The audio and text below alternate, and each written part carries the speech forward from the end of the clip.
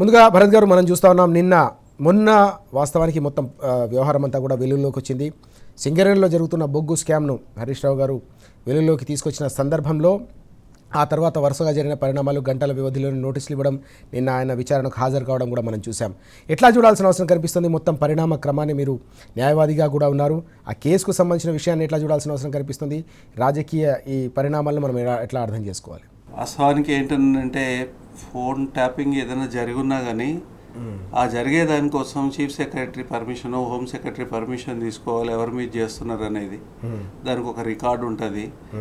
తర్వాత ఒక చట్టబద్ధంగా చేస్తారు. అది కూడా దేనికోసం చేస్తారని అంటే అసాంఘిక శక్తులని వాళ్ళ పనులు సమాజానికి నష్టం జరుగుతుంది కాబట్టి వాటిని నివారించే దానికోసము ఇన్వెస్టిగేటింగ్ ఏజెన్సీస్, తర్వాత ఇంటెలిజెన్స్ ఏజెన్సీస్ ఇవన్నీ చేస్తాయి.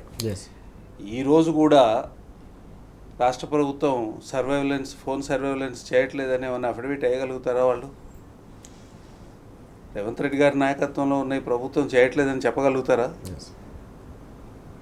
అయితే సున్నితంగా పరిపాలన కోసం ఉపయోగించే ఒక టూల్ని ఈ రకంగా రాజకీయ ప్రయోజనాల కోసం బదనాం చేసే కార్యక్రమం తీసుకోవడం కోసము ఈ కేసు ఒక అంతర్యం అది జరిగింది. అది ఇవాళ 2 ఛార్జ్షీట్లు ఫైల్ అయినాయి ఈ కేసులో. కొంతమంది ఆఫీసర్లని అరెస్ట్ చేసి నెలల కొద్దీ జైల్లో ఉంచిన సందర్భం ఇది. వాళ్ళకి బెయిల్స్ వచ్చినాయి.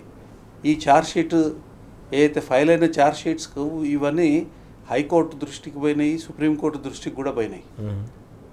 ఇదంతా అయిపోయిన తర్వాత దాంట్లో ఎక్కడ కూడా ఏ పేర్లు అయితే వీళ్ళు ఉపయోగించినారో, జడ్జిల పేర్లు పెట్టినారు, తర్వాత పొలిటికల్ నాయకుల పేర్లు పెట్టినారు, తర్వాత అన్యాయంగా ఆడకూతుర్ల పేర్లు ఇరికిచ్చి వాళ్ళ జీవితాలని దుర్భరంగా చేసే కార్యక్రమం కూడా జరిగింది ఇందులో.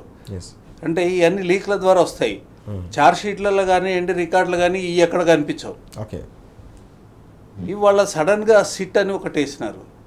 ఎందుకు వేసినారు సిట్ అంటే ఇంత మునుపు ఇన్వెస్టిగేషన్ సరిగా జరగలేదేనా? ఒక కారణం ఇవ్వలేదు. ఆ ఛార్జ్షీట్ల గతి ఏంది? మన చేతిలో అధికారం ఉన్నది కానీ అధికారాన్ని సద్వినియోగం చేసుకోమన్నారు కానీ దుర్వినియోగం చేసుకోమని చెప్పలేదు. ఎక్కడ రాజ్యాంగంలో చెప్పలేదు. తర్వాత పరిపాలన సూత్రాలు అయితే ఉన్నాయో దాంట్లో కూడా చెప్పలేదు. ఇక్కడ ఓన్లీ దుర్వినియోగం జరుగుతూ ఉన్నది. ఈ దుర్వినియోగం ఇవాళ ఎందుకు వేసినారు అనేది ఒక క్వశ్చన్ ఇప్పుడు మనం అనుకుంటా ఉన్నాం. ఎందుకు వేసినారు? సడన్గా ఏమవుతుందని అంటే రాష్ట్రంలో పరిపాలన చేయరా నాయన అని నీకు ప్రేమతో ప్రజలు కట్టబెడితే నువ్వు పరిపాలన చేయట్లా, పాడు పనులు చేస్తావు. మరి ఈ పాడు పనులు ఏది జరుగుతున్నాయో వీటిని ప్రశ్నించే హక్కు కానీ, అధికారం కానీ, బాధ్యత కానీ ఎవరికి ఉంటుందండి? ప్రతిపక్షానికి ఉంటుంది. ఇవాళ ఆ కార్యక్రమం ఎప్పుడైతే బీఆర్ఎస్ పార్టీ సభ లోపట కానివ్వండి, అంటే అసెంబ్లీ లోపట కానివ్వండి, బయట కానివ్వండి, ప్రజల కోసం ప్రజలతో పనిచేస్తున్న క్రమంలో ఈ రకమైన ఒత్తిడి పెంచేదానికోసము, బెదిరించేదానికోసము, లేకపోతే వాళ్ళ మీద ఏదైతే ధర్మాగ్రహాన్ని ప్రకటించే కార్యక్రమంలో బీఆర్ఎస్ పార్టీ ఉందో దాన్ని నిలువరించే దానికోసం ఈరోజు ఈ విచారణ డ్రామా అనేది నడుస్తూ ఉన్నది. హరీష్ రావు గారి మీద ఫోన్ ట్యాపింగ్ చేసినారని చక్రధర్ అనే అతనితో ఒక కేసు ఫైల్ చేయడం జరిగింది. ఆ తర్వాత దాన్ని హైకోర్టు కొట్టివేసింది. ఆ కేసులో పసలేదు, పాడు లేదు, సాక్ష్యమే లేదని. దాని మీద సుప్రీంకోర్టుకు పోయినారు. సుప్రీంకోర్టు కూడా కొట్టేసేసింది. సుప్రీంకోర్టు హైకోర్టు ఆర్డర్ కరెక్ట్, ఆయన మీద కేసు లేదని సుప్రీంకోర్టు కూడా కొట్టేసింది. కొట్టేసిన తర్వాత ఇవాళ హరీష్ రావు గారిని సడన్గా అంటే బావమరిది రింగ్ మాస్టర్ అని హరీష్ రావు గారు ఎప్పుడైతే సాక్ష్యాధారాలతోని ప్రెస్ ముందు ఆరోపణలు చేసిండ్రో ఆ రోజు సాయంత్రానికి సిట్ నుంచి నోటీస్ వస్తుంది. ఏమనుకోవాలి దీన్ని? అంటే మీరు పోలీసు వ్యవస్థని దుర్వినియోగపరుస్తున్నారు, ప్రభుత్వ పరిపాలన చేయండిరా నాయన అని మీకు ఇస్తే అని పాడు పనులు చేసుకుంటూ ఇవాళ పోలీసు వ్యవస్థను కూడా దుర్వినియోగం చేస్తున్నారనే దానికి నిదర్శనం అనేది హరీష్ రావు గారు నిన్న బయటకు వచ్చిన తర్వాత కూడా చెప్పినారు. దాదాపు 7 గంటల సేపు ఉంచినారండి లోపల. 7 గంటలలో మీరు ఎంత ఇప్పుడు ఆయన ఒక 3 దఫాలు మంత్రిగా ఉన్నారు, 5 సార్లు ఎమ్మెల్యేగా ఎలక్ట్ అయినారు. తర్వాత ఒక పేరున్న నాయకుడు తెలంగాణ కోసం తెలంగాణ ఉద్యమంలో పార్టిసిపేట్ చేసినారు. తర్వాత అన్నిటికన్నా ముఖ్యంగా వారు ఇవాళ deputy leader of the BRS party in the assembly. ఒక మంచి మర్యాద గౌరవం లేదానండి? ఆ స్థాయి అతన్ని పిలిచినప్పుడు మీరు విచారణకి మీరు రెడీగా ఉండరా? గంట సేపు మాట్లాడేది గంట సేపు మళ్ళీ డిసప్పేర్ అయిపోయేది, మళ్ళీ గంట సేపు మాట్లాడేది ఇంకో గంట సేపు డిసప్పేర్ అయ్యేది.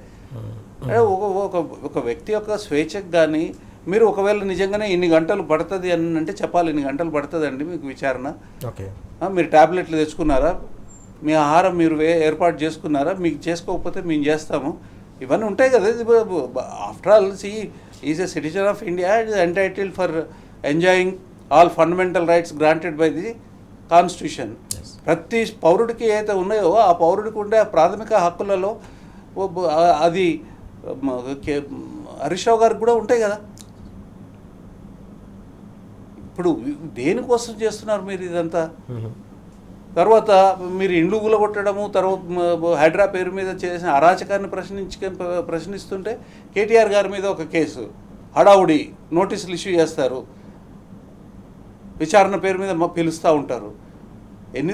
సుప్రీంకోర్టు మొన్న కూడా అడిగింది, ఎన్నాళ్ళు చేస్తారు మీరు?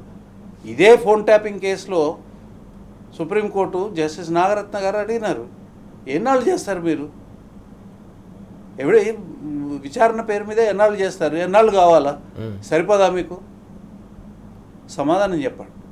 సుప్రీంకోర్టు సమాధానం చెప్పండి. ఆ తర్వాతనే సిట్ వేసినారు.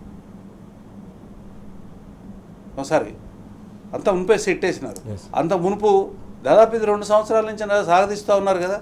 ఇప్పుడు ఏదైనా ఉంటే కేసీఆర్ గారు ఏమన్నా మాట్లాడితే ఒక కమిషను, కేటీఆర్ గారు మాట్లాడితే ఒక క్రిమినల్ కేసు, హరీష్ రావు గారు మాట్లాడితే వారి మీద ఒక క్రిమినల్ కేసు, సీట్లు, విచారణలు. ఇదే కానీ ఏ తప్పులైతే ప్రతిపక్ష పార్టీగా ఎత్తి చూపుతున్నదో సాక్ష్యాధారాలతో వాటిని సవరించుకునే ప్రయత్నం చేయట్లేదు. ఎదురుదాడి చేస్తాం. ఎదురుదాడి ప్రజలకు వ్యతిరేకంగా ఎదురుదాడి అంటే ప్రజలకు నష్టం జరుగుతుంది. ఇప్పుడు ఈ సింగరేణి కాంట్రాక్ట్ ఏదైతే ఉందో దీన్ని క్వశ్చన్ చేయకుండా వదిలేస్తే నష్టం ఎవరికండి?